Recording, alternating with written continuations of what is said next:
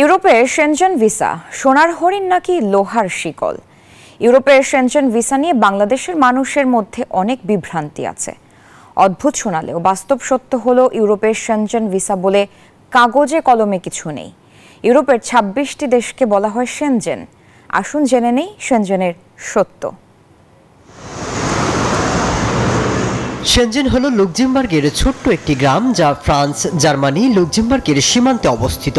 এই গ্রামে ১৯৮৫ সালে ইউরোপীয় ইউনিয়নভুক্ত ৫টি দেশ একত্রে বসে নিজেদের মধ্যে অভ্যন্তরীণ সীমান্ত তুলে দেওয়ার বিষয়ে ঐকমত্যে পৌঁছান। পরবর্তীতে ১৯৯০ সালে শেনজেন কনভেনশন স্বাক্ষর হয়। এরপর থেকে একে একে ২৭টি দেশ শেনজেনভুক্ত হয়। দেশগুলো নিজেদের মধ্যে বর্ডার বা সীমানা বাধা তুলে নিয়েছে। এতে সুবিধা হচ্ছে, সদস্য দেশ থেকে অপর সদস্য দেশে যে কোনো নাগরিক অবাধে ভ্রমণ করতে পারে।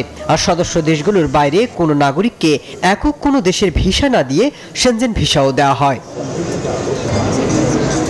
এজন্য শেনজেনভুক্ত যে কোনো দেশের ভিসা পেলে এ ভিসা দিয়ে শেনজেনভুক্ত যে কোনো দেশ ভ্রমণও করা যায়। মনে রাখা দরকার যে ইউরোপীয় ইউনিয়নভুক্ত সকল সদস্য দেশ যেমন শেনজেনের সদস্য না, তেমনি করে শেনজেনভুক্ত সকল দেশও আবার ইউরোপীয় ইউনিয়নভুক্ত সদস্য নয়। মাসুদ রানা, নিউজ 24।